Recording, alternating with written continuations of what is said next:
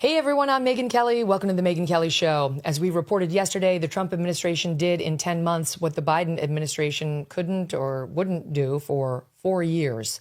They arrested the suspected January 6th pipe bomber. 30-year-old Brian Cole Jr., a black man from Woodbridge in Northern Virginia, is charged now with transporting an explosive device across state lines with intent to kill or harm and attempted malicious destruction using explosives. Cole faces up to 30 years in prison. He's due in court today, where we should learn even more about him.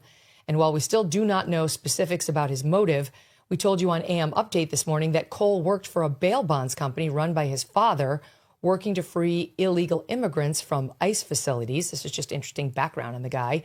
That's per the Daily Wire. That company unsuccessfully sued the Trump administration over its immigration policies and even hired Benjamin Crump, the attorney who represented Trayvon Martin's family, to accuse a Tennessee prosecutor who was probing the company of racism for that probe. Here to react to this and so much more is Kash Patel, the 9th director of the FBI. I have to tell you about this incredible show hitting stages soon, Shen Yun. In our fast-paced world, it is rare to find something that pulls you into the beauty of tradition like Shen Yun, taking you on a journey through 5,000 years of Chinese culture with dance and music that's captivating. You will see amazing dancers bringing to life myths and legends, heroic warriors and heavenly realms, all in gorgeous costumes and with flips and spins that look effortless yet superhuman. And the orchestra? It is a perfect mix of classic Chinese sounds and full Western ensemble, creating music that tugs at your heartstrings. It weaves in timeless values like kindness, bravery, and balance. Great for date nights, family outings. Kids love the color and action, and it leaves you refreshed and inspired. It's more than entertainment. It is a cultural revival. Go to shenyun.com. That's SHENYUN.com/Megyn to waive fees when you order tickets. Don't miss Shen Yun, where the past comes alive in a spectacular way. Let me start with the news breaking right now from NBC reporting that the suspect is cooperating with the FBI. Is that true? So, Megyn, yes, it's a great coalition that brought us to this point where we arrested the pipe bomber that terrorized our nation 5 years ago. And in terms of what's ongoing, it's a little difficult to talk about because the suspect is now in the court proceedings. But as you would suspect or expect from the FBI, we do engage with all suspects that are arrested to see if they're willing to speak to us. And those matters are ongoing. Dan Bongino told Hannity last night that you guys have interviewed him at length. Is that something you can provide any color on? We have. We've sat down with him and talked to him. For us, though, we can't divulge the substance of those conversations because the prosecutors and the Department of Justice are going to be the ones that adjudicate that information as to whether or not they need to use it in a court of law and present it for purposes of indictment and grand jury and further execution of search warrants. So this is a very much an ongoing investigation. We're going to be continuing to conduct multiple search warrants. We're going to continue to put multiple witnesses in grand juries because we want to make sure we've captured the totality of this individual's conduct. Okay, but he is talking. He's speaking to us. Wow. Has he lawyered up? I can't get into that because it infringes on some of his constitutional rights, and we at the FBI are going to uphold even this individual's constitutional rights to due process. Let me ask you this question. Have you seen Benjamin Crump at all? I have not. I have not seen him, but maybe we will later. You might, yeah, given the family's history from, what we're gathering now, reporting over at the Daily Wire that he represented the dad. Can you outline for us or give us a better feel, Kash, for what was sitting at the FBI for those past 4 years?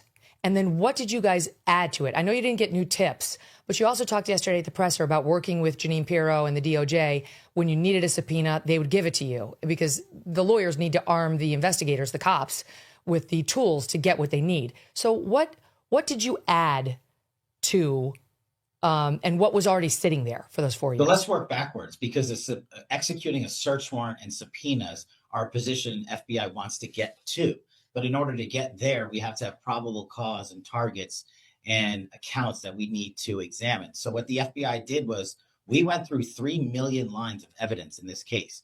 And Deputy Director Bongino spearheaded an effort to create a team here nationally of subject matter experts that came into the FBI and reviewed those 3 million lines of evidence.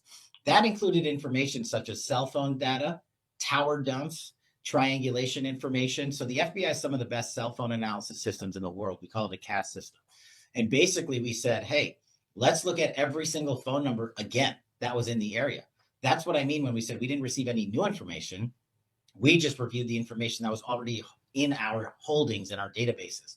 And when we went through that, we found leads that we then went with our great prosecutors at the Department of Justice and Attorney General Bondi and U.S. Attorney Janine Pirro and said, hey, now we need some search warrants. Now we need search warrants on these providers, social media accounts, email accounts, cell phone accounts, and we need to ultimately execute search warrants of his residence and place of business because that's where this individual went most. And so naturally, we had to develop enough probable cause to get there, and that takes a little bit of time.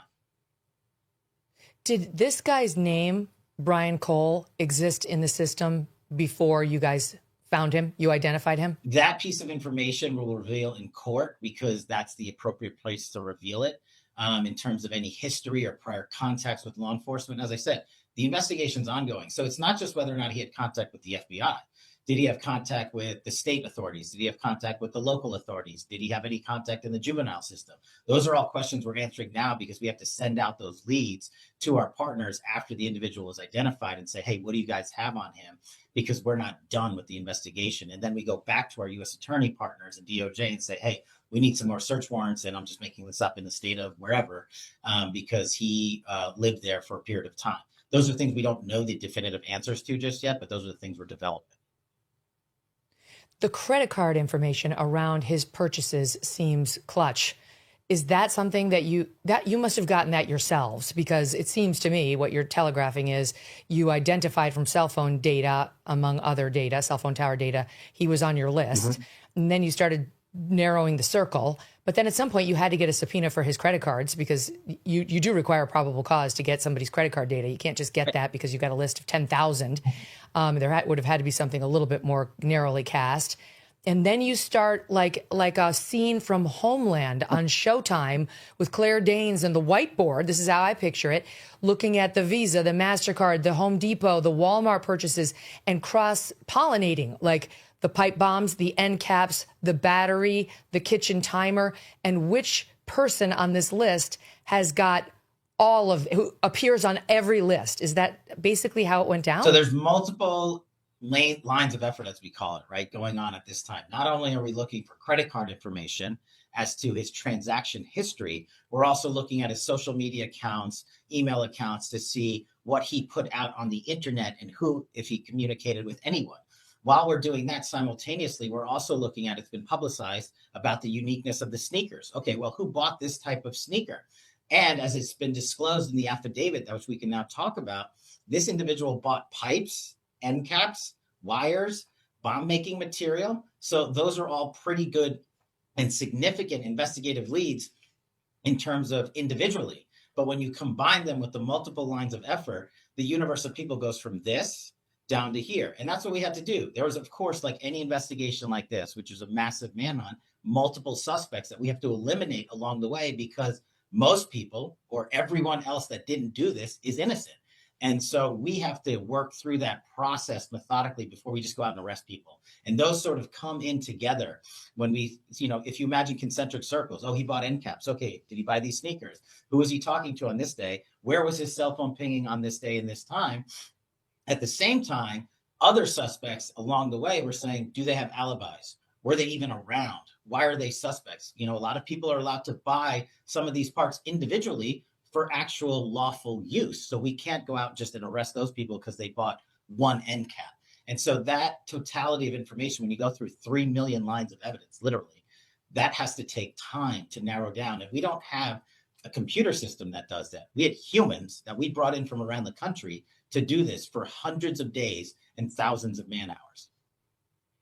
It's crazy. It's incredible to think about. And then on top of it, according to the affidavit, you line all that up with the scanners that have his license plate getting him to the location. I mean, that's a cherry on top of the sundae once you have the cell phone data showing his cell phone at the RNC, at the DNC, at the necessary times. He purchased the pipes, he purchased the end caps, he purchased the timers, he purchased the batteries, the wires and all that. And then whatever else he found on email. And then boom, his car was actually, it delivered him right to the place. And it looks like, according to the affidavit, you had seen him, you were able to place him at the same location earlier, like scouting or buying a meal. The last part of the affidavit suggests he was in that location prior to the date the bombs were planted, possibly scouting, possibly, just checking out the area. Right. Obviously, we need to match the description of the suspect on video. The video has been publicized for years. But what this FBI did was came in and enhanced the video. I don't know why the prior FBI didn't do that. I don't know why the prior FBI didn't look at the 3 million lines of evidence. I don't know why they didn't use our cell phone capabilities and our technological capabilities at the FBI. The only thing I can come up with is either they were too incompetent in terms of leadership or intentional. And I think it was intentional because it was a further weaponization of law enforcement. So when you match up the suspect's height and physical appearance with things like a license plate reader that attributes to him and further information such as cell phone pings, you're getting into a very small circle of people that it could be. And once we're able to execute law enforcement process and search warrants over these last few months, we were able to produce what he bought, where he bought it, when he bought it, and the history of buying it and how often he bought it. And remember, this kid was 25 years old at the time of the incident. He's now 30 years old. There's a 5-year history of information that the FBI has to go through to make sure we've captured all the information for our prosecuting partners. He was buying stuff from October of 19 through and actually after this attempted bombing. He kept buying, according to Janine Pirro, even after the pipe bombs were found and did not go off.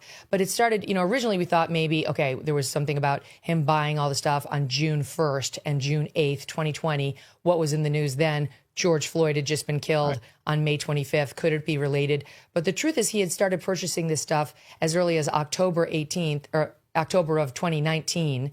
Before all that, and Kash, what was interesting to me was for that long period from October 19 through January 21, he was buying the material at all these different Home Depots down in Northern Virginia, at a different store that sold, I think, the timers, like sort of the kitchen timers that he used, or the 9-volt batteries, I think it was. And in a lot of the purchases in cash, but a lot of the purchases on his own credit card. So in some ways he was clever in trying to cover up his tracks, and in others, so not clever. I mean, does that make sense to you? Look, we this year alone, this FBI has arrested 25,000 violent felons. That's twice as many from last year, 110% increase, literally. And if you look across all those cases and all those criminals, they vary in how they have their operational security, whether it's good, bad, or in between. So it's almost impossible to decipher exactly every single piece of information that led this individual to say, I'll use my credit card on this day, but I'll use cash on the next day. We'll try to develop that out so we can provide the public with a clear picture. But it's not unusual to have mixed operational security, really good on one day, and then maybe a slip up on the next day. But also, big time. 5 years passed.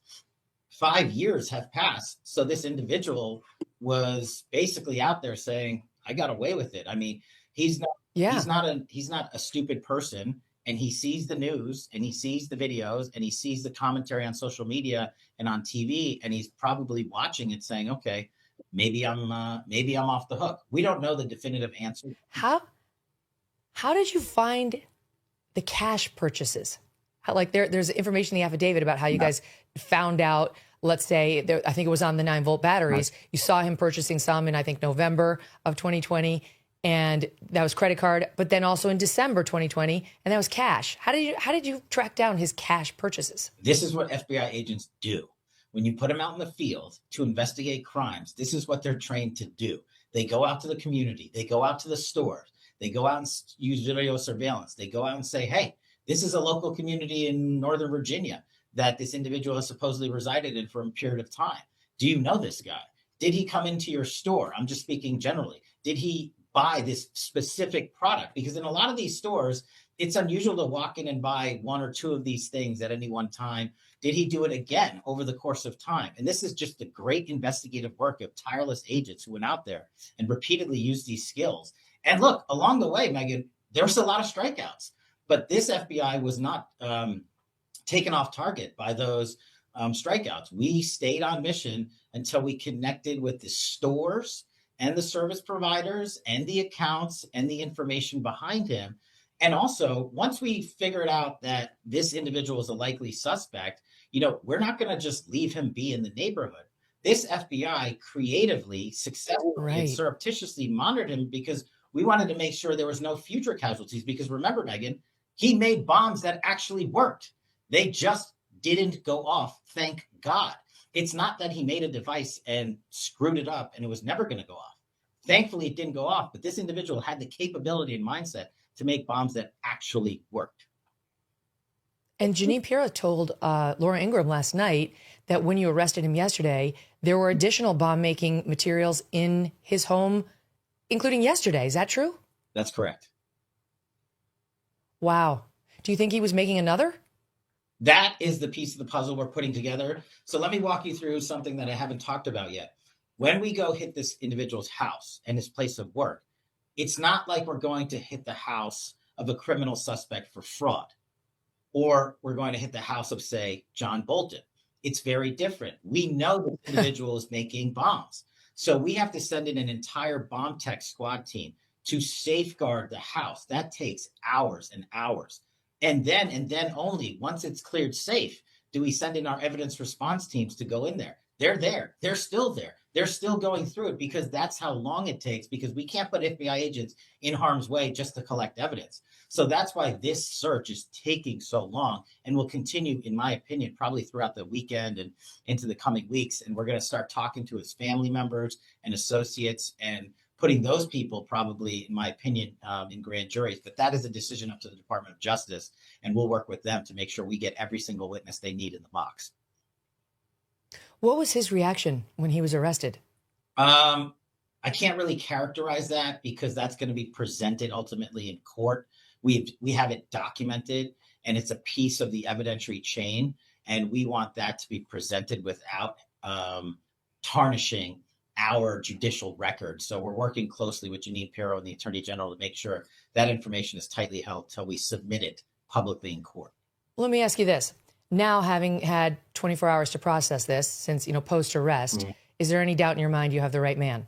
We've got the right guy based on the totality of information and other information we haven't publicly released yet that we just can't right now. I know the public wants to know everything right away, but I want to remind the American public how this FBI operates. Yes, we are the most transparent FBI in history. We have provided 40,000 pages of documents to Congress versus Ray, who provided 13,000 in 7 years, and Comey, who provided 3,000 in 3.5 years. But while we're simultaneously doing that and doing shows like yours to inform the public, we are reaching the point of accountability that everybody wants. Nobody wants this individual, the pipe bomber, to walk away freely. Nobody wants us to not. Yeah, you got to protect the investigation. I totally get right? that. And I understand that there's frustration, but that's how we do it here. All right, let me ask you a couple of other questions that may fall within the bucket of can't go there yet, but let's try. You mentioned his social media and emails. Is there anything that you gleaned out of there when it comes to motive that you can share? Especially when it comes to motive, that's just not something we can address right now. Will we hear that at the arraignment today? Will we hear more about that today? That's up to the prosecutors, the timeline as to which they wish to reveal that information. They are the ones who have to present the case to the judge and the jury, so they'll make those calls. We at the FBI will make sure they have the totality of that information to use at their disposal when they decide to. Do you believe, as of this hour, that he acted alone? We're still looking at a lot of information. Right now, we believe that we have the suspect responsible for the pipe bomb. But what this FBI will do is continue to interview individuals, continue to execute search warrants. And if anyone contacted him, if anyone helped him hide from law enforcement, or if anyone helped him actually conduct this bombing campaign, we'll find them and we will arrest them. NBC News reporting this morning that the man charged, this man, Brian Cole, told the FBI he believed conspiracy theories about the 2020 election, citing two people familiar with the matter. Can you comment on that? No, I'm not going to comment on anonymous sources, and especially not comment on anything he did or didn't say pursuant to a law enforcement interview. They're basically trying to suggest that he was somebody who believed the election was stolen from Trump. Do you have any idea of political ideology of this guy? All of that is currently being examined. Literally, we just got to the individual yesterday morning, and we've been working with him and our prosecutors to sit down and make sure while we interrogate him, and if he is cooperating, we are able to constitutionally obtain information that we can later use in court. So information like that will be made public through the prosecution. Okay. And also, I got to ask, any connection to Antifa, to BLM, or to law enforcement? All of those things are being investigated. Okay. Let's keep going because there's a lot. You mentioned that you think it was intentional that the Chris Wray FBI did not get to the bottom of this. Mm-hmm. Why? Because, in my experience covering government, 99% of the time, the safe bet is on incompetence.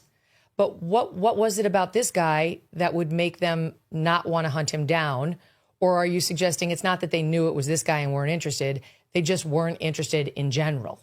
I think it was a leadership decision. Look, we came in and wiped out the leadership that weaponized the FBI. We put in new field leaders across the country. We sent 1,000 agents into the field across America to literally hit the streets and do the investigative work it takes to bring individuals like this to justice. That was a huge tectonic shift in the mindset of how this place was institutionalized by Washington, D.C. and prior leadership. And as I said at the beginning of the interview, we made the decision to go in and re-examine the lines of evidence that they had and the cell phone data and the tower dumps. Why the prior administration didn't use the technical capabilities that were present, I don't know, other than to say they intentionally decided not to do it, and or they were satisfied that this individual who is captured on CCTV putting pipe bombs at the RNC and DNC at the United States Capitol, the prior administration was satisfied with, we're just running out of road, so we're going to move on to Arctic frost and continue the Russiagate weaponization. Those were intentional decisions. Those took FBI agents off target of important missions like this and arresting violent offenders around the country, which we have removed those bracelets from our investigators and our intel analysts and support staff. Here's Democratic Senator Mark Warner of Virginia and his hot take on the arrest. Watch. But I got to tell you, it kind of makes me, looking at this crowd, doing a victory lap when all the senior FBI officials across all key divisions have been fired for political purposes, when in some field offices up to 45% of the FBI officers who are doing things like counter-espionage and cyber have been assigned to do immigration cases. It's a little rich that they're saying America's safer. How much earlier could we have caught this guy if resources hadn't been diverted? And I hope it would also remind folks that on January 6th, I was here at the Capitol on January 6th. It was an ugly, awful day. And this administration and this president basically pardoned all the perpetrators. It's that kind of picking and choosing of facts from this crowd that makes me a little bit crazy. Your reaction to that? I got a lot. So let me take that in sequential order. First of all, the victims of this bombing campaign were our elected representatives on both sides of the aisle. And I haven't received phone calls from anyone except Republicans on this matter. I spoke to Speaker Mike Johnson, and the deputy spoke to a lot of other individuals. And we want to protect all victims. That's what we did here. This wasn't a political investigation. This individual wanted to blow up Democrats, Republicans, and innocent American civilians. Now, when it comes to us taking people off mission, we have never been more on mission. We have this year alone arrested 35% more spies from China, Russia, Iran, and the DPRK than last year alone. If we were off mission, how did we successfully take down 35% more spies? If we were off mission, how are our domestic terrorism arrests up 30% from last year alone? If we were off mission, how have we dismantled 1,800 criminal gang enterprises? That is up 35%. Megyn, we have found 6,000 children and identified 6,000 children. That is an increase of 23% from last year alone. We've seized enough fentanyl to kill 127 million Americans. That's up 30% from last year alone. So if we weren't doing the work, the mission of the FBI to defend the homeland and crush violent crime, then what are these political statements about? In my opinion, they're just that. Political statements that are yelling back into an empty ether, but this FBI is doing the work. And I want to highlight one thing because I know it's near and dear to your heart. the work this FBI is doing against crimes against children. We have arrested people, child predator and child predator rings, up 15%. On top of that, the sick individuals that are preying on our kids online in these what we call nihilistic violent extremist networks like 764. Do you know how many arrests we have this year alone? We are up 510% from last year alone. Wow. And we've arrested four of the FBI's top 10 most wanted fugitives in the world in 9 months. That equals the total number of the entirety of the prior administration. So if we are off mission, if we are politicizing it, if we are not protecting our country against spying activity, if we are not on the counterterrorism mission. Oh, and by the way, we got the Abbey Gate bomber too. I forgot to mention that. If we are not defending the homeland and every single American's rights, I've never seen an FBI more on mission. And the fact that the Democrats want to politicize this shows you the lengths that they will go to. I don't need a call or a thank you from them. I want them to know that irrespective of what they say, me, the deputy, and this FBI are going to continue to stay on mission and protect all Americans from all walks of life, regardless of people and their motivations. Did you get a phone call from Kamala Harris at all? No. Did you guys find a social media footprint for this guy at all and then like take it down? Because one doesn't exist right now that we can see publicly. So in terms of taking it down, that's up to the service providers ultimately working with us.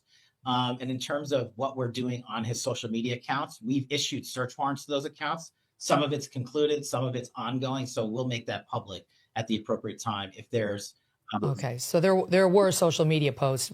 We haven't seen them. There may have been, and we're still working through a lot of that information. Okay, this is all great. Thank you so much for sharing so much with us. We appreciate it. Let me hit some other items that are in the news around the FBI. I'll start with the one that's probably most important to our audience, and that's the Charlie Kirk investigation, Kash. Obviously, this audience includes huge fans of Charlie's. He came on the show once every 3 weeks for years. And so we're all watching that one very carefully. Let me start with this, the most obvious. Do you believe that we have the proper suspect in custody? Do you believe that Tyler Robinson is, in fact, the man who killed Charlie Kirk? Yes. Do you believe he acted with the help of anyone else? This investigation is being led by the Utah state authorities because it is a murder investigation. So the FBI is a supporting role in the investigative process. And so what we're doing is the same thing we did in the pipe bomb investigation. The investigation is ongoing for us. If there's any new leads or tips, we are exhausting them with search warrants and legal process. But at the same time, we are working with the prosecutors in Utah to make sure we don't screw up their investigation. Because again, the worst outcome would be if the guy that killed Charlie Kirk walks out of a United States courtroom in the state of Utah. And so it's a delicate balance again, but there is no way this FBI is going to stop that investigation until it reaches its all-conclusive endpoint.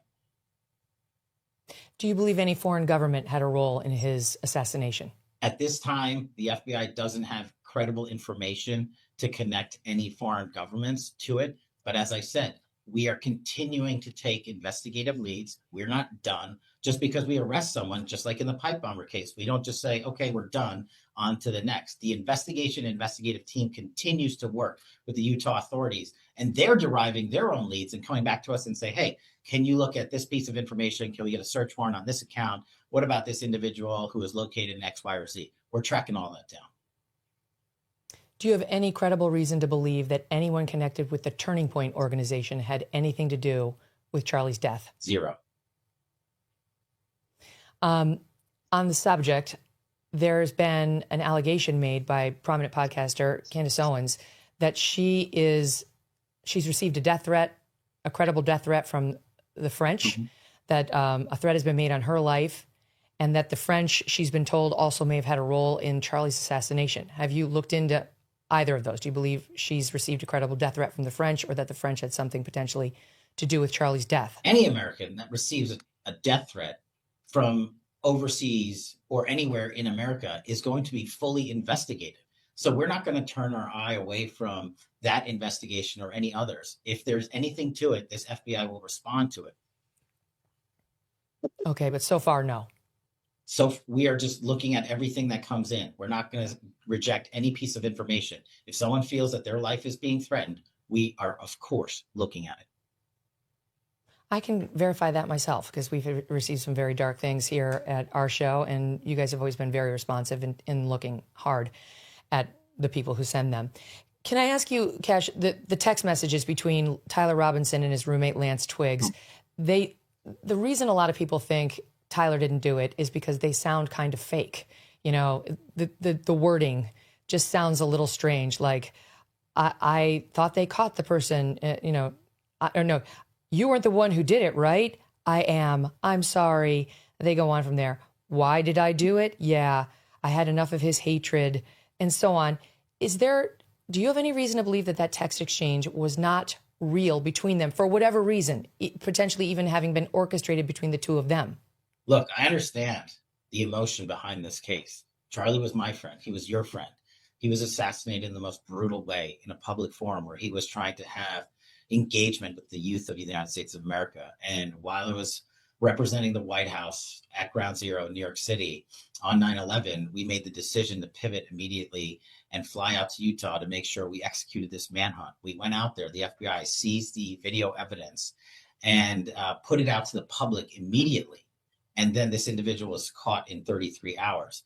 And so I understand that there's so much charged emotion on the other evidence that was collected, the notes that you were talking about, the text message, excuse me.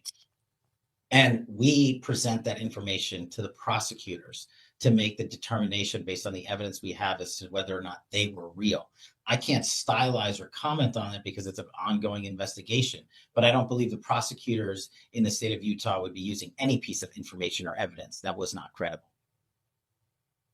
Last but not least on Charlie, there were texts by certain trans individuals online before the assassination talking about something big is going to be happening, and then after he was killed saying, and there it is, leading many of us to wonder whether there was some sort of Transtifa connection to the murder, or at least maybe some tip-off to the community. Is that under investigation? That is most definitely under investigation, and we've disclosed a lot of that to the prosecution, or all of it that we have, and they've made some of it public to include that he was in a relationship with an individual who was part of that community, and that he was engaged in communications with other individuals in that community. But as to how they relate to the prosecution, that's up to the Utah prosecutors to say, we need this in court, and we're going to hold it till we release it, till his trial. The shooter of Donald Trump and 3 other people at his rally, Crooks, was the subject of a couple of media reports about a week ago. Tucker Carlson and then Miranda Devine at the New York Post saying that he had extensive online contact. He used to be a lefty. He used to be a righty. Then he switched to more of a radical leftist, that he had contact from people online suggesting possible outside involvement in this assassination attempt against Trump. And then Miranda adding that he had connections to the trans furry community and was going by, I think, they, them. Can you confirm any of that? So this is the last question I got to take because I got to head out after this. But what we said was we responded publicly, and I'll rest on our statements that we put out to the public about any of those connections. We've briefed the president about this. He's the victim in this case. He's been fully satisfied with our investigative work and his briefings. We also have to honor the rights of the other victims in this case. But again, that case and any case that we have remains quote unquote open for purposes of new leads. And we have refuted any information that we can publicly because we realize it's a very public case. But at the same time, we are going to exhaust any new investigative lead that we have, but we've definitively responded to that online. Okay, apologies. Your people told us we had till 10:30 just a second ago. But can I ask you one final question on Epstein before you go? Do you have time for that? Sure. We're expecting to get a big tranche of documents from the DOJ pursuant to this new law that President Trump signed into a bill he signed into law recently on Epstein disclosures. You guys have to be part of that because you're connected with the DOJ. What do you expect we're going to learn from the new revelations? We, as we've always been, are committed to providing every piece of information we can on this matter and any other matter. And so we're working with our partners at DOJ to abide by the court orders that are already in place, the sealing orders that are in place, and the protective orders that are in place. And also the FBI isn't in possession of any of the information from the estate, even though we've asked them and everybody else for any new information on this matter so that we ourselves can investigate it. So we're going to put out literally as much as we can. that the law allows under this new law that the president signed. But also, we weren't here when the investigation started. We weren't here when Acosta came in and limited his investigation about Epstein's activity to a certain narrow period of time, and then executed limited search warrants, which the courts later utilized to give him a deal and say, you're prohibited from going back and you cannot release this material. So we are going to release everything that we possibly can. Very good. Listen, it's been a great day for law enforcement and truly for the men and women of the FBI who, along with you and Dan Bongino, have been besmirched, attacked, undermined, and I'm sure are appreciating the win. I mean, this is just such a win for the country. God knows what this guy would have done in the future. I think of somebody like the Unabomber who got away with it for years. And just because those bombs didn't go off in 2021 doesn't mean there wasn't another one in store. Congratulations, Kash, to you and the men and women who work for you. Thanks, Megyn, so much for having me. I appreciate your time. Good luck with everything. Thank you. Thank you so much. I really appreciate it. Good luck with everything today. We'll be watching. I have to tell you about dupe.com. This holiday season, if you have your eye on something like a designer bag, listen to this. Dupe.com is a genius site that finds identical versions of expensive products for less. Enter a link and Dupe can show you the same style for hundreds of dollars less. And it's not just bags. Think cozy couches, lamps, even holiday gifts you've been dreaming about. Why pay thousands when you can pay just a fraction of that? Millions of people are already using Dupe, and it's so easy. You just type dupe.com, then a backslash, and then any product URL, or you can go to dupe.com and just paste the link. If that's not for you, you can upload an image to instantly find affordable alternatives. No account, no sign up, totally free. The holidays are expensive enough. Why overspend when you do not have to? Just type dupe.com / before any product URL in your browser, and boom, it instantly finds you more affordable alternatives. They even have an app and a browser extension. No account or sign up required. It's completely free to use. Stop overspending on brand names and start saving on holiday gifts with dupe.com. Welcome back to the Megyn Kelly Show. There is breaking news regarding the D.C. pipe bomber, accused, I should say, Brian Cole. Multiple outlets now reporting that Cole told FBI investigators he believed conspiracy theories about the 2020 election and has confessed that he planted the bombs. To go over the latest reporting, as well as our interview with FBI Director Kash Patel that we taped earlier this morning, I'm joined by John Solomon, founder of Just the News. Also with us to take a dive into the criminal mind of the alleged pipe bomber is James R. Fitzgerald. James is a retired FBI criminal profiler who was involved in high-profile cases like the search for the Unabomber, the D.C. sniper, and the anthrax investigation, which he solved. So he's been through this a time or two. John, Jim, great to see you both. Thank you for being here. So we taped that interview with Kash from 9:45 to 10:30 this morning.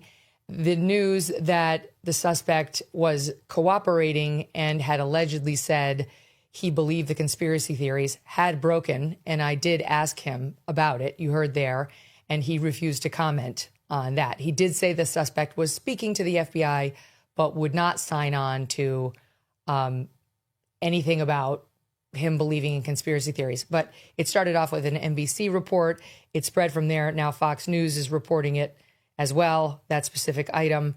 It's kind of everywhere. Jim, I mean, John Solomon, your reporting is the best in the business. What are you hearing about that? I just confirmed with FBI officials that he made such an utterance that he at one point, he said that he thought the election was stolen, that he has been making statements implicating him in the pipe bombing. But it's early in the investigation, and I caution everybody that these cases are complicated. You have a person who has some social phobia, it appears, based on the early reports, and that is consistent with the FBI says. He's sort of a withdrawn fellow. The FBI Behavioral Lab is going to do a full analysis. They're going to wage his statements against his behavior, and it's going to take us days to really know a motive. One thing I'll point out just from the early criminal information is way before anyone knew the 2020 election would end in such a dispute and be called by some stolen. This guy was already buying pipe bomb materials in the summer and fall of 2019 and continuing well after the January 6th event. So those are factoids that are going to weigh in. Jim knows this because he was one of the greatest profilers in FBI history.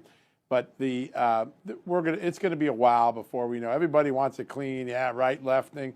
It's going to take a while to figure a guy out like this and make sure they understand his motive. So early utterances aren't always the final outcome of where you find the case ends. But it is true he made those statements. He's made a lot of statements. Some of them are contradictory, and I think the FBI is going to weigh all that before they come to a true analysis of what this guy's motive was.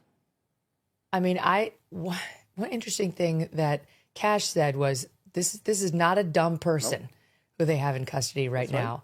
And there's a very interesting theory going around online right now about whether if his motivation for this attempted bombing was in fact related in any way to his belief that Trump actually won, what was going to happen on J6, whether he would somehow be included in so arguing that that was his motivation in Trump's pardon of the January 6ers.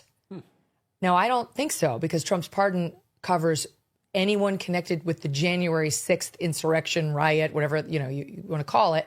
This guy's behavior all happened on J5 and before. He planted the bombs on J5. I don't think just even according to the letter of the pardon, he would be included.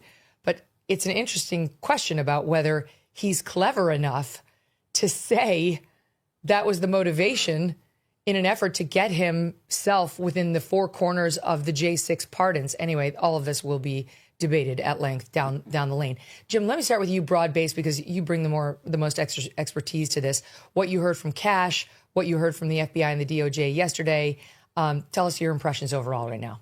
Yeah, I've been in the middle of investigations. I was right outside the room when John Muhammad was being interviewed, the DC sniper, watching on video and helping the state police talk to him. And there were leaks that went out later that day that turned out to be not exactly accurate. Same with Call Me God instead of I Am God on the tarot card. So, John, I trust your reportage and the people you're talking to. But let's be a little bit careful about everything that's being said right now. And I know Kash was, as I listened to the interview there. And and as I told a few other people, unless this guy Cole is also doing plumbing work on the side, he's buying these galvanized pipes and end caps, et cetera, way back in October of 2019, well before the election was even occurred, a year and a month. So this guy had a plan. He was, as talking to your producer, Megyn, I was saying he may be someone of a bomber without a cause, putting these bombs together, looking for an excuse, trying to figure out who the best target would be. Representational targets, but it would be like Kaczynski bombing airlines, universities, but then also a group of Luddites at the same time. I mean, that would have made no sense for Ted Kaczynski, and this guy hitting the DNC and the RNC on the same night, fortunately with devices, IEDs, that did not actually detonate. It's incongruous. And I just think he really didn't know exactly what he was doing, and he may be using as a convenient excuse that the election was contested, it wasn't fair to Trump or whomever, and that is why he used that reason to perhaps try to kill someone, but certainly make it look like he wanted to hurt someone. I do wonder. It's a very interesting mystery. Just looking at the FBI affidavit about his purchases, here's just one example where they say, this is on page 3 of the affidavit. Both pipe bombs were manufactured using end caps, which were used to close the ends of the 8-inch pipe. The pipe bombs placed outside of the RNC and DNC contained a mix of both black and galvanized end caps. The end caps had markings consistent with the pipe manufacturer's product labeling. Cole, the defendant, purchased a total of 12 black end caps and 2 galvanized from 4 different Home Depots in Northern Virginia on or about the following dates: October 22nd, 2019, March 10th, 2020, June 20th, 2020, July 8th, 2020, and November 16th, 2020. So, I mean, only one of those dates is after the November election. All of the others precede the election, precede any hint of, Trump losing, contesting the loss. As I mentioned to Kash, when I first saw these dates, like June, some of the other dates that he made purchases on include June 1st and June 8th, I thought, oh, maybe it's a George Floyd thing, which happened May 25th, a week prior. But that doesn't track either because, as you pointed out, John, he made purchases October 22nd, 2019, long before George Floyd. So over the course of October of 2019 through and including up to January 2021, he was buying parts for this thing and assembling this thing. And that's one of the big mysteries here. Like, what was the plan? Like, how, I guess I'll stick with you on it, Jim. How will we ever figure that out? Well, again, the original nickname for the Unabomber was the Junkyard Bomber, when he was, in fact, gathering his parts and components. And he would hand make many of them, take nails and saw little screw slots into them. He'd rip the skins off the batteries to make sure even the lot number couldn't be traced to, the southwest of the U.S., whatever facility was there. So he was putting a lot of his parts together there too. And that magic 6 years that the Unabomber took off from 87 to 93 with no bombings, we know he was continuing his experiments, quote unquote. They're the words he used in his journals and his notes in the woods of Montana when he was putting those devices together. So, and I'll say this too, the sophistication of these devices of the J5 bomber were not all that high or well, I'll use the word sophisticated again. With the kitchen timer, many devices are motion sensitive devices to them, or plungers of some sort that when someone moves it, picks it up, it goes off. But a 12-hour, I believe it's 12-hour target kitchen timer, that's kind of going old school that you'd see on the old, Roadrunner cartoons or something like that. So I'm not sure where this guy was getting his DIY information to build a device, but he wanted to make it look pretty. He had some homemade black powder. I'm not sure where that came from, but you do have to be careful putting pipe bombs together because you're threading on the end cap. And if there's any little black powder in the thread part, that thing can blow up on you and take hands off or worse and kill the person. So if luckily he made it out at least one piece in that regard for his sake. So yeah, the motion, or I should say the motivation behind this guy is still unknown, but it goes back several years. He was mission oriented. I say several years, at least, 16 months. He was mission oriented. We just don't know what the heck that mission was yet. And whether it was the election, he just may be using that as an excuse. But of course, his social media indicators and emails and text messages to people may give the FBI more clues then. Well, John, Kash was somewhat evasive on he had to be because he doesn't want to get ahead of the arraignment later, but on the social media. But for sure, they found this kid, now he's 30, this guy's social media, have pulled it. He said that they got a subpoena for the companies, and there's going to be a ton there, don't you think? Because yes. That's got to be how he figured out how to make a pipe bomb. He had no friends. He worked at his dad's bail bond company. He wasn't at a busy corporation. He spoke with no one.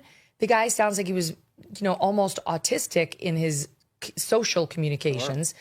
In fact, I think the grandmother just gave an interview suggesting exactly that to the New York Post. So there's going to be something on that social media showing how he figured out how to do this. Yeah, listen, ironically, he went to the same high school as my son. He lived right around the corner from my house where I live in Prince William County, Virginia. Never met him. But there are some anomalies. And by the way, everything Jim has said in the last segment, the last few points, exactly what the FBI is saying right now. This is exactly the way the case unfolds. He's a smart kid, but reclusive and maybe even on the spectrum. People have used that term to me. Again, that's a medical term, but sometimes it just has a public, meaning to it. But someone who builds a bomb with a 1 hour timer and plants it the night before must know that the timer is not going to go off. If it doesn't go off the night before, it hasn't gone off, right? The timer is expired. What was that motive? Those are the sort of things that the behavioral analysis unit will be doing at the FBI lab. His social media, they've been monitoring. This is something that I reported earlier today. It's very important. They were onto this guy about 3-4 weeks ago. They monitored him daily. They had eyes on him 24/7. They had a surveillance team on him to make sure he didn't do something before they rolled him up. They've known and watched this kid probably for 4 or 5 weeks since they put all the evidence together with the new Fresh Eyes team. They're going to know a lot more about him than they're going to tell us for a while because they're going to have to piece this together. And there are lots of anomalies. Why do you start in 2019? Why do you not execute until January 21? Did you execute other pipe bombs that didn't go off that we haven't found? Did you have other plots that you decided not to do? Kash said that in my interview with him last night. We're looking to see if he was involved in other plots or attacks. There's a lot that'll happen, but we should jump to no conclusions early. I mean, Jim's advice is exactly what my FBI sources are saying. Stand by 1 second. Got to take a quick break. So much more to go over. We'll be right back with John and Jim. More people today are looking beyond the standard approach when it comes to their health, especially in the fight against cancer. Two medications you've probably heard about, ivermectin and mebendazole, are being researched for their off-label potential to support cancer treatment. Studies suggest they may help inhibit cancer cell growth and make certain therapies more effective. All Family Pharmacy makes access to these trusted meds simple. Every order is reviewed by a licensed doctor for safety, and prescriptions are provided when appropriate. It's a pharmacy that believes you should have the right to choose what's best for your health and not be limited by politics or big corporations. All Family Pharmacy offers ivermectin, mebendazole, and over 200 other essential medications, all shipped straight to your door. Visit allfamilypharmacy.com/Megyn. Use the code Megyn10 to save 10% on your order. That's allfamilypharmacy.com/Megyn to learn more. I've been talking a lot about Riverbend Ranch because I love their steaks. Well, this holiday season, express your love with a very special gift of premium steaks from Riverbend Ranch. They have spectacular beef bundles that are wonderful gifts to friends and family. Their prime rib roast and holiday bundles are only available while supplies last, and they're going fast. For the last 35 years, Riverbend Ranch has been creating an elite Angus herd by using ultrasound technology to identify genetically superior cattle with a focus on flavor and tenderness. All Riverbend Ranch cattle are born and raised in the USA. They never use growth hormones or antibiotics, and the beef is processed right at the ranch in their award-winning USDA-inspected processing facility. Avoid the costly middlemen because the beef is sent directly from Riverbend Ranch to your home. This is not your average black Angus beef. Order from riverbendranch.com. Use the promo code Megyn for $20 off your first order, and let me know what you think. riverbendranch.com, promo code Megyn. Welcome back to the Megyn Kelly Show. John Solomon and James Fitzgerald are back with me now. So, John, let me stick with you for 1 second. We expect this guy to be arraigned later today, and both Dan Bongino last night and Kash Patel with me this morning suggesting we're going to learn a lot more then. What do you think we're going to learn? We'll probably learn a little bit about the social media posts or anything that the FBI learned that might be motivational. They'll try to start to give us a sense of what they think his motive was on that day or his thinking was on that day, whether they believe he had any co-conspirators, whether his parents had any inkling what he was doing. I mean, he lived in his mom's house, apparently was assembling these pipe bombs there. That's certainly the inference in the affidavit. What does that mean? What did she think was going on in the house? So there'll be a lot of things that, the little tidbits today, but even though we'll get some direction today, it's going to take a few weeks before the FBI comes to a final assessment of what this young man was thinking. If he did in fact plant these bombs, what was his ultimate goal, and whether he had other plans because he started doing this much earlier. So we'll get a little taste today, and then probably in the next couple of weeks, we'll get a more complete picture. And Congress is also going to be briefed today at 2 o'clock. Some of the key committees, including Chairman Barry Loudermilk on the J6 committee. So Congress will get some information today, too, that could be interesting as well. So we understand he lived in a $611,000 house in Virginia with his mom. Look, the parents were divorced. The dad runs this bail bonds company. The dad sounds like, I don't know if I can fairly call him a BLMer, but he certainly was kind of active on that front. The Daily Wire reporting that he accused this DA who was looking into his bail bonds company of targeting a minority-owned company, played the race card, hired Benjamin Crump, which is like, hello, that's one man off of Al Sharpton. All of his complaints along those lines were rejected. It turns out there were some real problems with the bail company. So that's the dad, split from the mom. The mom, Jim, we saw her social media last night. The team and I went through it. Looks very sweet. I can't find anything out about her job, but she seems like a really sweet lady. She's posting things about like how she's in a sewing club. She is posting pictures of her kids who are, now older, about how much they make up her heart and how much she loves them. She's got sweet pictures of herself with friends. I mean, like, in no way does she seem like a radical protest kind of person, even political at all. Every post is loving and about friendship or family and so on. And then you got the son. And I think he's got maybe a couple of siblings, but the son, the one who's been arrested, is Brian Cole Jr. And this is what his grandmother, Loretta, told the Post about him. Quote, he's almost autistic-like because he doesn't understand a lot of stuff. I hope he's not talking. She also alleged he's very naive. He would not hurt a fly. He's just not that kind of person. I don't believe this at all. He's not a terrorist. Now, what's your nana gonna say about you? Pretty much anyone's nana would say that about them. But everyone's saying that this kid was like reclusive, couldn't make eye contact with people. So how do you, as an FBI guy, how do you factor in those parents and this news we've heard about the son as of today? Well, it's the old nature versus nurture. Apple doesn't fall far from the tree. I mean, certainly with the mother doesn't seem that way. You mentioned, or others have mentioned, and the grandmother has mentioned, autism, could be Asperger's syndrome. A lot of people forget Kaczynski with his defense team. They were actually floating the Asperger's syndrome as part of their defense, but Kaczynski fought it off. He didn't want to be seen in any way, shape, or form as having mental incapacities whatsoever. So look, I mean, he's 25 years old. He's even though he's living at home, we don't know what kind of travels he had. Did he visit other people? Did he go away for long weekends?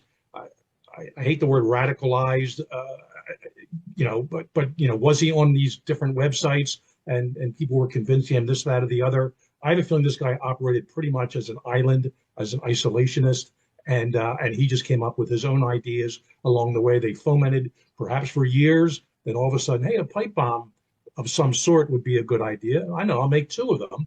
I'll start way back in October of 2019, before a whole lot of controversies even kicked in. It's pre-COVID, certainly pre-George Floyd, pre any election anomalies, however you want to characterize those. So this guy, there were seeds planted in him. Again, nature, nurture, it'll take time to determine that. But at some point, he decided to lash out. Now, there are different ways of lashing out. He could have been a spree killer. He could have been a serial killer. He could have been, someone who, burned a narcissist, burned buildings down. He decided to make these bombs and then go and basically place them. And bombers are their own separate ilk, especially serial bombers. And the more successful or the more times they plant a device, an IED, improvise explosive device, and in fact it detonates, the better they get, the more proud they are of themselves. This guy had great pride, no doubt, in the construction of these 2 devices. They didn't go off.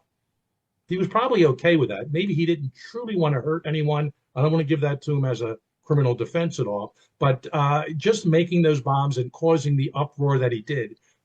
And again, at these 2, if you will, almost polar opposite, targets, certainly on a political scale, it seems to make one or the other would have made a lot more sense than both. But he chose to do it this way. That's totally right. And he just, and I said to your producer earlier, maybe he's into gaming, and this was like and the walk, I finally got that. I watched several times the video the FBI put out only back in October. It should have been out much sooner, of course, by the other administration. But just watching him walk aimlessly along the streets in D.C., alleys, stopping, double backing, waving to police cars, that caused a whole big conspiracy theory, of course, which no one could rule out. And back then, was it a woman? Was it a man? This whole gate analysis people were doing. I don't know how much that played in, but there's just so much there with this guy. But this may have just been some sort of an intellectual, mental challenge for him.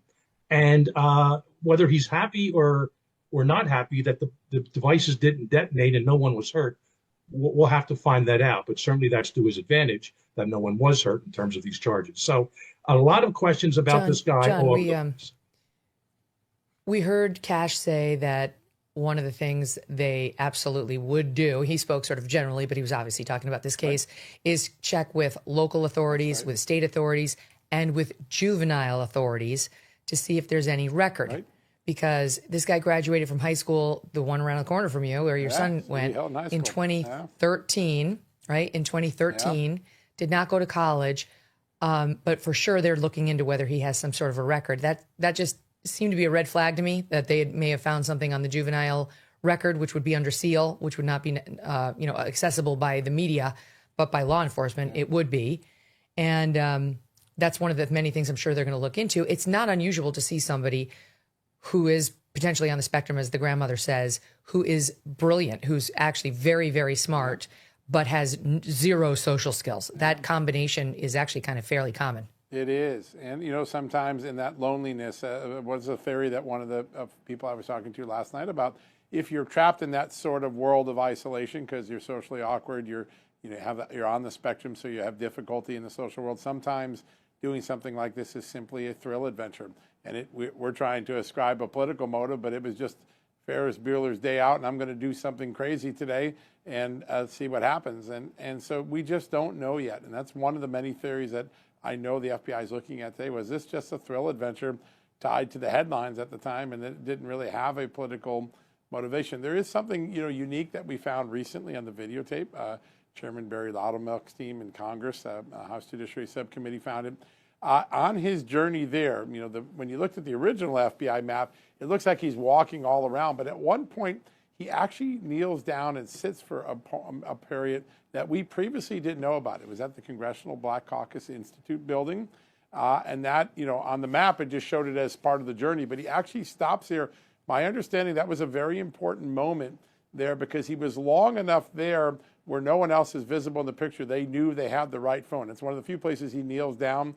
And there's a moment where the phone pings are multiple over a period of 30, 40, 50 seconds. And so that's interesting. Did he pick that for some reason? Was he just simply tired and needed to kneel down for a second, take a break? Was he thinking of putting a bomb there and then decided not to do it?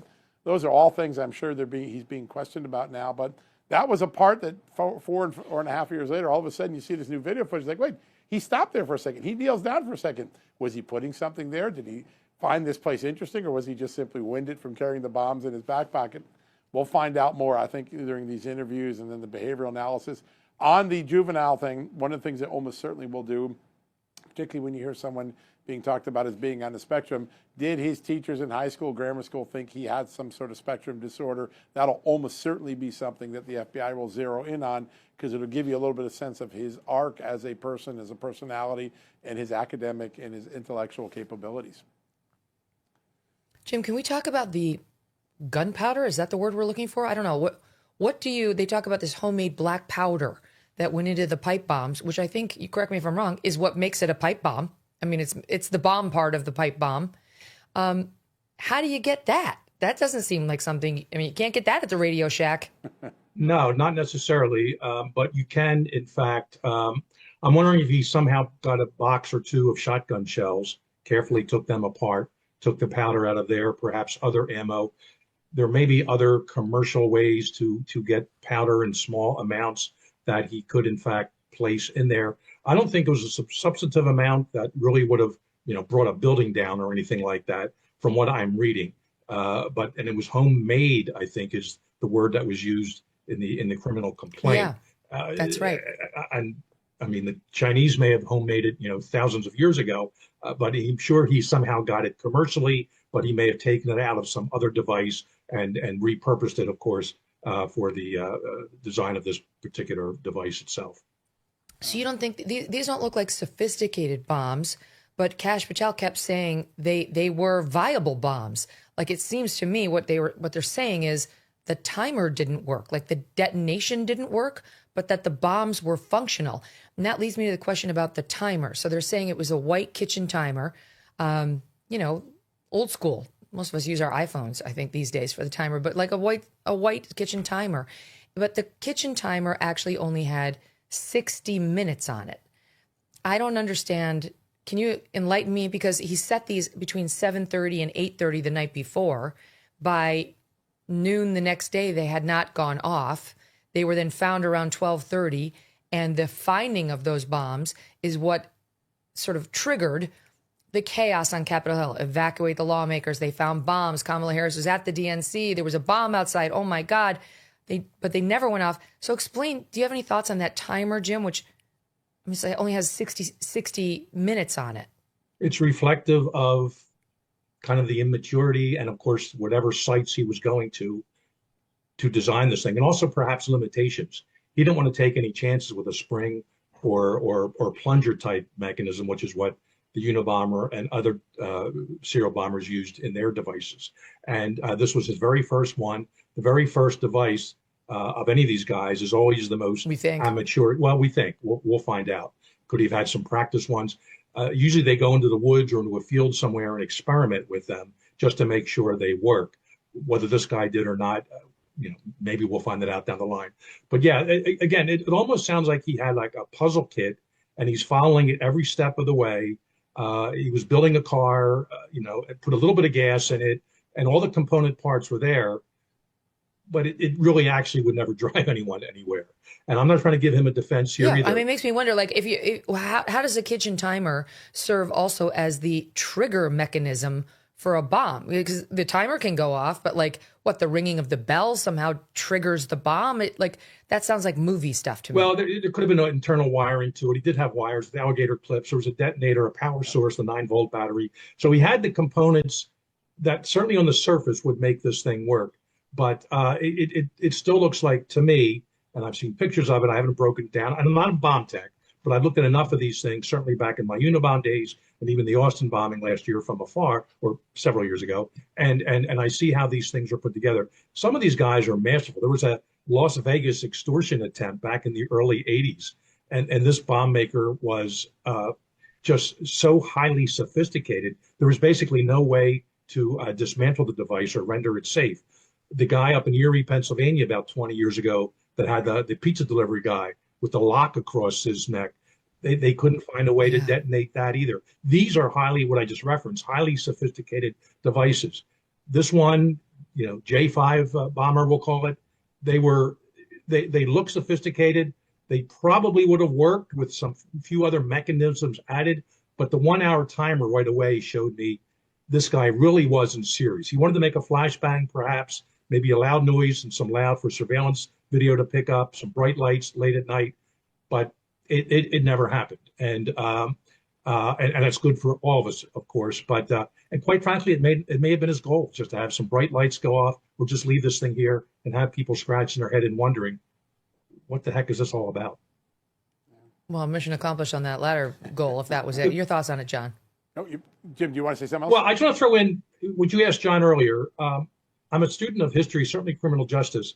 And without elaborating on this, the Leopold and Loeb kidnapping case in 1924 always fascinated me. I'm not comparing Cole at all to those two guys who were relatively smart college students, preppy type people, but they kidnapped a young boy just for fun, just to see if they can get away with it. Yeah, and evil. And true evil. And they both were eventually caught. Eyeglasses were left at the scene, and the police back then tracked them down, whatever. So every once in a while, you come upon a crime or a series of crimes, and I'm wondering, geez, and I'm not saying Cole even knew about these guys, ever heard of Leopold and Loeb, but it's something in the back of our mind. It's like, this is, again, a gaming situation for him, but taking it not just virtual, but IRL, as the kids say, into the real world and seeing where it goes from there. And he had his fun for 5 years. May not be so fun where he is right now, though. Yeah, I bet that's right. Mm-hmm. Go ahead, John. About a month ago, Megyn, we brought in one of the FBI explosive experts who did the Oklahoma City bombing. So he did a full analysis of the lab report when we got the lab report released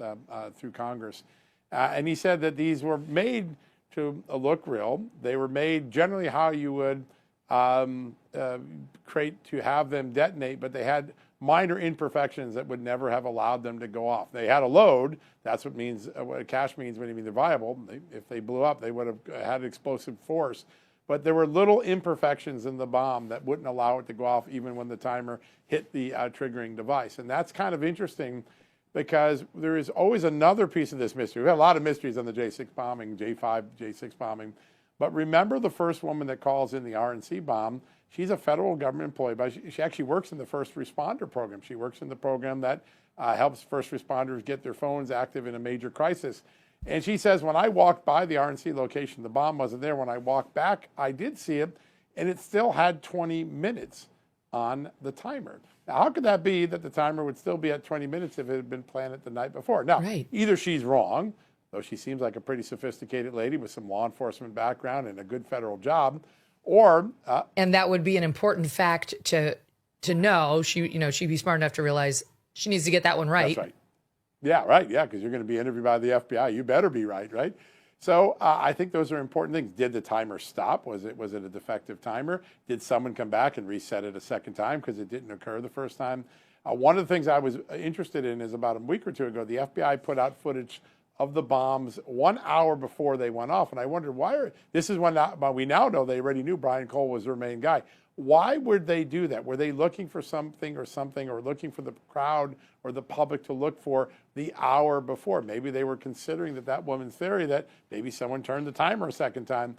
I guess we'll learn some of that maybe today or the next week. But that woman's story, which we only got a few weeks ago and made public, is really interesting because it doesn't fit the rest of the timeline. I think we'll learn some more about that today and in the next couple of days. But the analysis from the Oklahoma City bomb explosive expert was really interesting, which is they were kind of basically scripted bombs, but a couple imperfections kept them from actually detonating. And did he have a theory on whether they were intentional imperfections? Did not. And he said, I'm scratching my head. You really need to. And remember, we only got a couple lab reports. There's other analysis he would have loved to have seen that would have got the nerd in him going. But I do think that, that's an important piece of data that we'll have to understand as this goes on. And Jim's mentioned of the thrill seeker, the gamer thrill seeker. There could be some element of this here. Well, it doesn't sound like this guy had any excitement whatsoever in his life outside of this major lane. Go ahead, Jim. I was only going to add, to follow up on what John said, some things in the last few weeks, maybe in the last month or two. We don't know when Cole became the suspect of the FBI. They're seeming kind of nebulous about that, unless you have new information when he was identified. John's reporting maybe 4 to 5 weeks ago. 4 to 5 weeks ago is when they zeroed in on him. Well, there's a term when we're working a wire tap called tickle the wire, in which you purposely do things to the bad guys you're monitoring, and nothing illegal, nothing questionable, but you make little things happen around them. So I'm not sure they had a wiretap up on Cole, or certainly they were in real time monitoring his phone calls, his emails, but they could have put these extra videos out. There could have been some interviews being done, and they're watching him the whole time to see who he's communicating with. So they're proactively trying to get him to move and to do something, maybe go to a storage unit somewhere and clear it out, or get rid of a phone, all type of information that down the line could be proved valuable in the investigation as well as the prosecution of this person. Great point. That's good. That makes perfect sense. Tickle the wire. I'm wondering whether you think, Jim, this was the first attempt, and whether there might have been other attempts maybe after J5 2021, because Jeanine Pirro said on Fox last night that they did find additional bomb-making materials in his home upon arrest. And it didn't sound like these were leftovers. And even Kash was saying he's had 5 years since January of 2021 and, to continue buying and doing things. And they had to investigate and are investigating all that too. So what are the odds this guy will turn out to be some sort of a serial bomber? I don't know. Does the bomber typically try once and then it doesn't work out and they just go back to their life as a bail bondsman? No, but I'll tell you one thing about serial bombers or potential serial bombers. They're very proud of their workmanship. They're very proud of how it is they construct their devices. I actually went to Venice, Italy for a week, helping the Italian police on their, and they named it the Italian Unabomber case. And this guy was so clever, and every device he made, not necessarily more lethal, and there was, I think, 20 different devices. He made them more miniaturized. And this is their signature. MO is one thing, signature behavior is something else. And these bombers really take pride in themselves. And Kaczynski, he wrote FC on the bottom of each of his devices. He wanted to make sure there were no copycats out there that would put some kind of a similar device out there and take credit for it. So these people many times are narcissistic. Why FC? Well, early on, because these be his initials, and of course we all knew they were not his initials. He claimed later in a letter to the New York Times, it stood for Freedom Club, which was kind of a Luddite association, I think in the early 1920s in Florida, something like that. But we never believed that. Other people thought it meant F computers. you can fill in the F word, because he, of course, hated technology, and these computers have put him, this math genius, out of business, but at the same time, he got his PhD in mathematics. So he had all kinds of issues and angles. I'm not sure we're going to see anything quite that elaborate with the J5 Brian Cole person. I think it may be more mental health related. And again, I keep saying this gamemanship. I don't know. I don't have an inside track here, but just that night, his activities, walking around, it would have been so easy to, whether he pulled his car right up or parked it far away, which I think he did, his Nissan, but just jump out, put him down, DNC, RNC, then get the hell out of there. He didn't. He walked around. I forget the exact time, John, you probably know, 2 to 3, maybe even 4 hours that evening. Yeah. And it was amazing. And I know that part of DC. I used to live not far from there, and I could see, and why would he go here? Why would he make this left, this right? Why would he sit? Why would he kneel? Why would he, wave to I don't know, it was Capitol Police car, someone drove by, and just very odd behavior.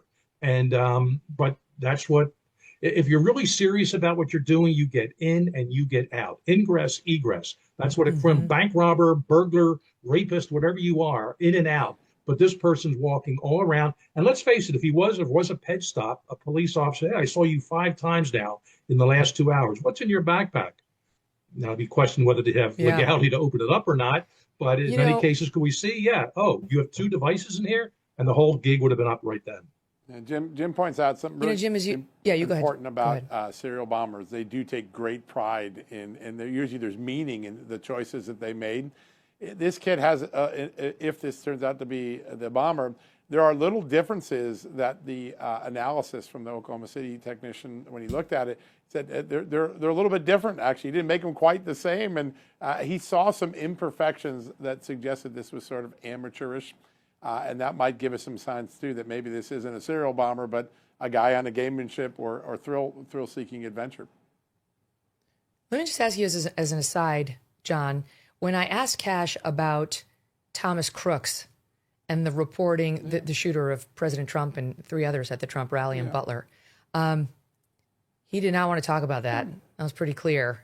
I asked him about Tucker's reporting about Crooks' social media that suggested the guy had started off as a righty, a supporter of Trump, and then switched, I think it was about a year before Butler, into like a weird far leftist who hated Trump, and then seemed to be communicating or getting incoming from someone online. The suggestion in Tucker's report was clearly that like possibly he'd been radicalized by somebody or spurred to violence by somebody. The FBI has already responded to that online, suggesting no, that they looked into that. They did not find any such connection whatsoever. And then Miranda Devine reporting with the New York Post that the shooter, Crooks, was communicating on these trans furry websites, was going by they, them. And I mean, she's a very solid reporter. He did not want to touch that. So what's going on there? Listen, I think if you're Kash Patel with the new FBI, you've just solved the pipe bomb case. You solved Charlie Kirk shooting in 33 hours, which is quite remarkable. And by the way, he met a lot of resistance during that investigation because a lot of the old school agents working the case did not want him to put the photo out. They like to keep that photo to later in the investigation. But Kash's instinct was, if I put the photo out, I'm going to tip the father over and he's going to turn the kid in. And that instinct turned out to be right.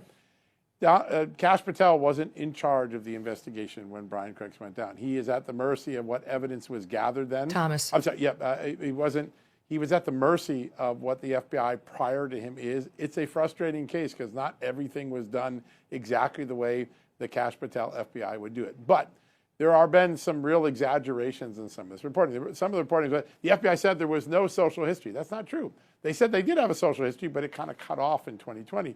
So some of the early reporting misreported with the FBI, which starts your conspiracy theories going. And it's kind of hard to get into a debate about something where, at the end of the day, right now, based on the evidence that the FBI has, they don't have any other co-conspirators. It's a guy that went out there, maybe changed philosophies, tried to kill the president, and then got killed by a sniper team.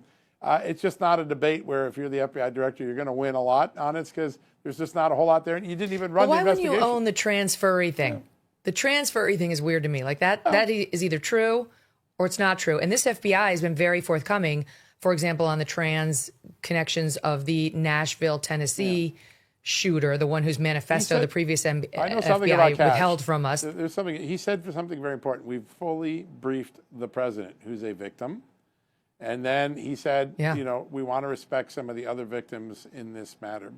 It is very possible that the president of the United States basically told them, enough's enough on this, let's move on, and he's going to take the direction of his boss. But I thought it was very instructive that Kash went out of his way in that segment of your interview to say, I've told the president everything, and we're going to respect the wishes of the victims here. I think that it was a signal, and I've heard some inkling that the president's basically said, all right, enough of this. We got other things to work on, and you know, let's fix the country, get peace. But it did seem to me that that was an interesting insight to Kash. He doesn't very often invoke the president when he's trying to explain why he's saying something or not saying something. I would take some lead into that. And the other thing, John, is I know he gets ripped on by his critics, but he actually is very forthcoming. I mean, the answers he was giving, like he answered everything he could without justifying the investigation. Like most FBI agents or directors, they don't talk. No. You never see them. Like even for him to come on, I realize this is a win that they want to celebrate, but just to sit down for 35 minutes and talk with me as much as he did is extraordinary. Here's a great piece of information that tells you the difference between the last director and the current director. In 8-9 years of the Chris Wray thing, I think they turned over about 3,000 to 4,000 documents to all congressional investigations. Kash Patel has turned over 40,000 in the first 9 months of his tenure. It is a much more transparent FBI. Now, there's a lot to give to the public because we were kept in the dark about a lot of things, but I don't get a sense that this FBI is hiding things, and I'm not sure that Miranda Devine's reporting goes anywhere, right? It's interesting, but then it ends. And I think the fact that it ends is because there's just no more evidence trail for the FBI to pursue. That's what my reporting shows. I love Miranda. I'm close friends with her. She is a great reporter. We work together on Hunter Biden. Awesome. Yeah, she's great. I'm just not sure it goes anywhere. And I think maybe that's why Kash Patel cut it off, because there's just nowhere else to go. I mean, we've all, as reporters, we've all had stories that we thought were something and then turned out not to be something. That's just part of the business. Yep. But here's what's interesting, Jim, on these shooters. If you think about, because I asked him, of course, about Tyler Robinson, the Charlie Kirk accused assassin, and he said 100% Tyler Robinson is the man who did it. No foreign government involvement, no turning point involvement, of course. I had to ask. And that they are actively considering whether there's a Transtifa connection with some group of trans activists online who may have known in advance, participated, et cetera. So very forthcoming on all of that. But Jim, if you look at these three alleged killers, Tyler, accused of killing Charlie, Crooks, who did kill Corey Compatore and tried to kill Trump, and now this guy Cole, they have a lot in common. They're all young 20s at the time of their alleged crimes. They're all social loners / losers. They're very isolated. There was indeed a gaming connection, at least for Tyler Robinson, and I don't know about Crooks, and maybe for Cole, you're saying. We'll find out. But as an FBI profiler, you're looking at this and you see those three guys with very similar social footprints, if you will. What does it tell you? Well, it's not just those three, Megyn. As you know, we can go back 20 years or farther to Columbine and those two young men and what happened there. And in the last few hits I've done on Fox News with Laura and Jesse, et cetera, and after these mass shootings, and certainly after Nashville, we need, and now RFK Jr., of course, is in charge with Maha, and we need. There's something with our young men, especially, maybe some women too. We need full toxicological workups of everything that's going into our children today, and then add in Ritalin. Add in the vaxes early on. I'm not an anti-vaxxer. Throw in Ritalin prescriptions. Mom and dad give it to them right away. Also, a lot of parents never say no to their kids, and then they start pot smoking when they're 15. It's legal in however many states it is now, and all of a sudden their brains don't form fully until mid-20s. That may have changed over evolutionary times, but for now, give or take, what the hell is going on that these young men, and we'll put Cole in there too, from just the J5 person. What's going on with their brains that they just can't assimilate with society, with the culture in which they're born? Most of them live. They're not looking for food every single day. They're not being deprived. They have TVs, cell phones, computers. What makes them want to go out and kill fellow humans? for no purpose otherwise. It's not greed, it's not robbery, it's not sex, or maybe sexual components of it. And by the way, Megyn and John, I never rule out, and I was one of the first people to say, when the word was coined, incel, involuntary celibate, I said, looking back at everything with Ted Kaczynski, I think he was an incel, again, before that word was coined. And a lot of these men I see now, young men, how many of them fall into that category? I mean, I'm not sure how incel falls into, if you're into furry companions, maybe some other acronym for that, I don't know. But maybe you're not getting the sex life or the socialization you'd like with whatever sex is your preference. So you look for people that dress as animals. I don't know. But it addles the brain. All of this comes together, and it's causing these people to do things that I don't think in the history of humankind ever happened on a scale like this, certainly not in Western culture over the last, hundreds of years, like we're seeing as of recent. I don't say this person's name because I never mention, the mass shooters by name. But the person who shot up Sandy Hook too was 100% an incel. Absolutely. Yeah. And also was living with his mother in the basement, nonstop gaming. And you mentioned the pot. Alex Berenson, a great reporter. And he was like ahead of the curve on all the COVID issues. They maligned him, called him a quack. All of his reporting has turned out to be true. I mean, it's just been even his stuff about, we just reported earlier this week, kids dying during the vaccine trials. A child died during the Moderna vaccine trial, he reports, and that Moderna took the person out of the trial so that they didn't have to count this child. That's his reporting.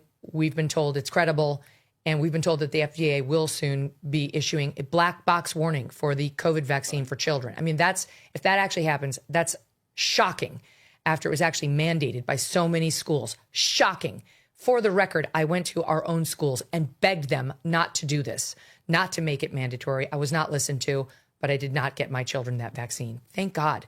By the way, for parents who are worried, I always feel the need to say, they do say if the damage was done, it would have been done at the time. You would know by now. So don't, if your child is okay all these years later, I think the answer is you don't have anything to worry about now. I would still get it checked out. Still, if your kid had COVID or if your kid had the COVID vaccine, get an EKG, get an echocardiogram. Usually insurance will pay for it. But just don't freak out because of this news. I mean, but there were kids who died. There were kids who died of myocarditis. Anyway, sorry, long wind up about Alex Berenson. But he's been trying to draw attention to the dangers of today's pot and what it's doing to our young people. And who we forgot to mention is the demon who killed those kids in Minneapolis in that church as they were going to school, who you could see him smoking the pot as he was filming his weird manifesto and his pictures of himself as a demon. So we are finding some common through lines with these killers. Yeah, you're right. Listen, I've talked to a lot of law enforcement in the last couple of years, going back to Covenant. There is something about an isolated male in the 21st century that is creating a syndrome of some sort, whether it's a loss of the identity of masculinity or a lot of these kids came from decent homes. It wasn't like they were poor or that they were deprived of enormous resources, but there is a common thread of isolation, and isolation with some unusual gaming habits with some of them, not all of them, but a lot of them are in this gaming world. But they seem to slip into a world where reality becomes secondary, and then mores start to erode to the point where killing someone doesn't seem to be an evil act anymore. And I think that in talking to a lot of cops who responded to these specific events, they're seeing something more of a syndrome. I've had law enforcement people and criminal psychologists say that there's some syndrome going on with young men in America right now. I think Jim, as one of the greatest profilers in the history of the FBI, he's on to something here. This is a bigger issue than a series of incidents, and it's something societal. And I mean, Jim, no one would blame autism for these murders or attempted murders at all. I have a dear relative who has serious Asperger's. That doesn't make you a criminal, doesn't make you a murderer at all. Right. But it can be a common thread in someone who is vulnerable, if not in the proper parenting situation, support situation, and so on, to where mass isolation can take place. And then other corruptions, whether it's the furry community, the gaming community, those two are related, pot, what have you. You take it from here. Yeah, and John referenced, I didn't put it in my initial list because it's ubiquitous everywhere we go, and that is the internet. And the most isolated of people, and this Cole character sounds like one of them.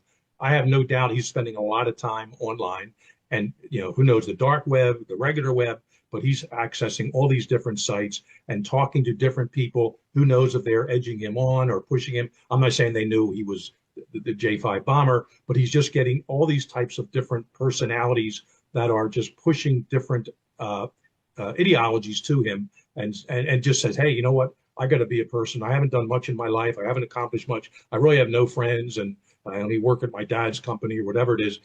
I got to make my mark in life. So here's how I'm going to do it. And now this happens to be a black male, by the way.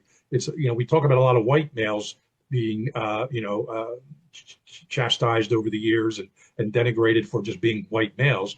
And I have a few friends ask me, I worked on the first ever case of a black sniper. We've had other snipers in this country, and that was, Muhammad at Malbo.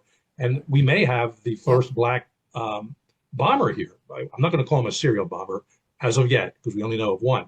And again, we're not getting into any racial, aspects of this here. It's just from an observational demographic perspective. If I had to do a profile on this guy early on, it's because the way he was dressed and the gloves and mask and everything else, I probably would have said former bombers have been white males. Percentage-wise, statistically, this is probably a white male. I would have been wrong by the race.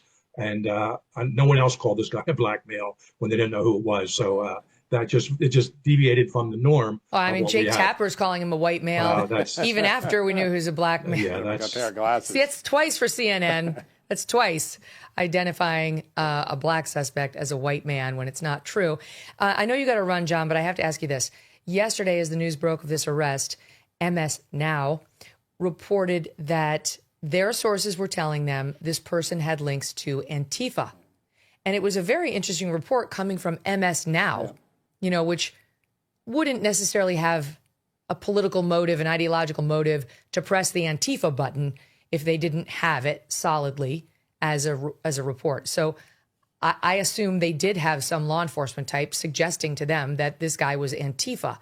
Do you believe now, 24 hours later plus, that will pan out, or that they were misinformed? What do you think is going on there? Unclear. There was a couple of reports. One was he was an anarchist or had anarchist ties, and the other was that he had Antifa ties.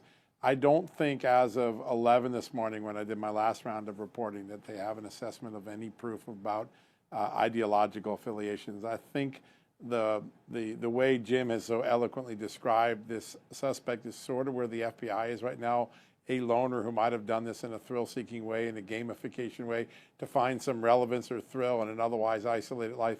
It does seem like they're in that category now, but they've warned me that they're going to do weeks of more investigation. There's going to be layers to this suspect added to his profile that we don't have yet, so it's awful early. But I haven't had anyone tell me yet, hey, look BLM, Antifa yet, or look at neo-Nazism.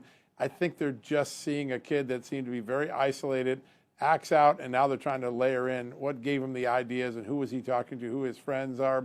And that's why you're seeing so much activity in the 24 hours since his arrest. If you look, the FBI has been everywhere in Prince William County. I live there, and they're everywhere because when they lock on, and they don't turn over. They don't leave any stone unturned. And I think they're really learning who this man is. I think 5 days from now, we're going to get a much clearer answer about that. But early on, I didn't get anyone who said, no, I go with that anarchist Antifa thing. They told me, hold off. We're not sure about that. Just let me add here. I should tell you guys both, this just came in. Hold just 1 second. CNN just reported that he was brought, Brian Cole Jr., before Magistrate Judge Maxilla Upadhyaya Friday afternoon for an initial court appearance. He was wearing a tan jumpsuit. A detention hearing was set for December 15th, where prosecutors will seek for Cole to be detained ahead of his trial. He's not getting out on bail. He will be detained. Even in this crazy justice system, this guy's going to be detained. Go ahead, Jim. Oh, I was going to add. And I know, John, you probably have to run. All I was going to say is the bar is pretty low here to get into Antifa or BLM. Their vetting process. So he could have walked in the door of whatever friend of a friend of a friend he may know from a bail skipper of some sort. And they said, oh, all right, you're Antifa now. So if he did belong, that's not like a big, sergeant stripe he has on his arm or something proving anything. Yeah. It's not like a big aha. Yeah. Okay. And I don't think Antifa, guys, listen, here's thank one you. thing that's really important. Antifa BLM probably wouldn't have been targeting Kamala Harris at the DNC. Remember, that bomb is planted where the vice president-elect is going the next morning, and it was public she was going there. It wasn't a secret. That was on a public schedule known. So those are things that, again, we're going to learn a lot more, but there's some But you know what, John, what you just said just reminded me. This too has some parallels with the Crooks situation, where, again, according to the reporting, his social media, he was like a far righty, then he became a far lefty. He hated everyone. He took a shot at Trump and did kill Trump supporters, but also had Googled where Biden was going to be shortly before that event at Butler. Like these things, they're not as clean or as clear as the punditry class would like them to be. There's a term that a couple of law enforcement officials have used with me in recent thing, and it is still growing on me, but disillusionment criminals, meaning they're just so disillusioned, they're looking to strike out either for thrill or just to excise their anger. And we're looking for that right, left, or nice, clean box to put them in. And maybe this isolation and disillusion has created a sort of criminal murderer or a bomber that really doesn't have that left-right switch. They're trapped in disillusion, and this act is their act of getting out of that disillusion. I've heard that in a few interviews over the last 6 months, going back through Covenant and the Minnesota case and a couple of other cases that aren't even that high profile. But we may have a generational issue with some of our young people, particularly those young men, black and white. It's going to be interesting to see what the behavioral sciences unit at the FBI learns from this. And they'll learn a lot from this guy, just like they're learning from Crooks and the others that we've arrested or were extinguished in their crimes. I mean, we haven't even mentioned Brian Kohlberger. Right. That's another, like, obviously deeply disturbed Mangione up in New young York, man too, right? who, You got Mangione up in New York. There's another young guy. Yeah. Incel. Yes, who was succeeding in life, incel, right, exactly, who was succeeding in life on paper prior to throwing it all away to murder Brian Thompson. This just in, Caitlin Dornbos over the New York Post, I think, reporting that at his initial court appearance, they said Brian Cole, he has a slight speech impediment. Highest education was high school. She writes, he moves stiffly. His family cried out to him as he left the courtroom, quote, "We love you, Brian. We're here for you." That dovetails with what News Nation just reported. His family yelled to him, "We love you." He was wearing a prison outfit and glasses. He spoke to law enforcement for 4 hours Thursday, the day of his arrest. Reporting you confirmed at the top of our segment, John Solomon, that the reporting is he's confessed, and that they know now that he believed in what's being described as the 2020 conspiracy theory around Trump not having lost that election. Now, whether that was the motive, how that played in, that piece of it has not yet been tied together, just to be clear as we let you go. Yeah, right on. We're going to learn more. Stay tuned. Yeah. Well, we know we're going to hear from you. So thank you, John Solomon. Thank you too, Jim. It's great to see you both. We really appreciate it. Thank you, appreciate Kelly. all you've done, Thank you, Jim Megyn. Fitzgerald, Thank for you, us in your service as the FBI. Thanks, guys. You're welcome. Okay, we'll keep it rolling for a couple minutes here, and then we'll have to say goodbye ourselves. But what an incredible story. What an incredible day.